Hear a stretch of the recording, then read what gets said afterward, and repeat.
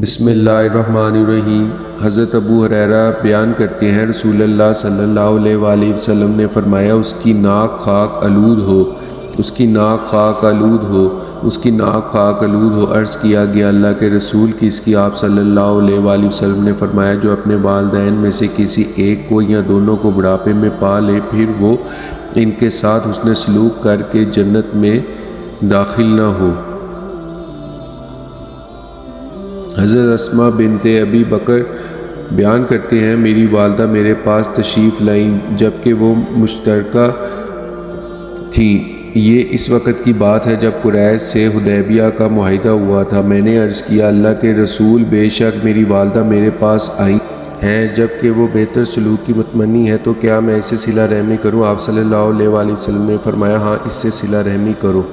حضرت مغیرہ بیان کرتی ہیں رسول اللہ صلی اللہ علیہ وآلہ وسلم نے فرمایا بے شک اللہ نے ماؤں کی نافرمانی کرنے، بیٹوں کو زندہ درگور کرنے، بخل کرنے اور دست سوال دراز کرنے کو تم پر حرام قرار دیا ہے، اور فضول باتیں کرنے، لوگوں کے احوال جاننے کے لیے زیادہ سوال کرنے اور مال ضائع کرنے کو تمہارے سے متعلق ناپسند فرمایا ہے۔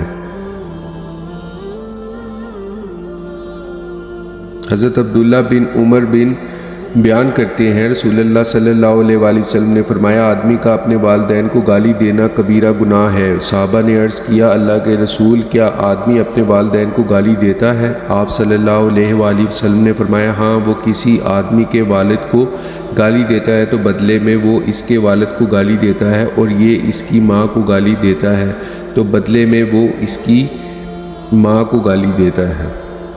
حضرت ابن عمر بیان کرتے ہیں رسول اللہ صلی اللہ علیہ وآلہ وسلم نے فرمایا بے شک آدمی کا اپنے والد کو فوت ہو جانے کے بعد اس کے دوستوں سے صلہ رحمی کرنا سب سے بڑی نیکی ہے۔ حضرت انس بیان کرتے ہیں رسول اللہ صلی اللہ علیہ وآلہ وسلم نے فرمایا جو شخص یہ پسند کرتا ہے کہ اس کا رزق فراخ کر دیا جائے اور اس کی عمر دراز کر دی جائے تو وہ صلہ رحمی کرے۔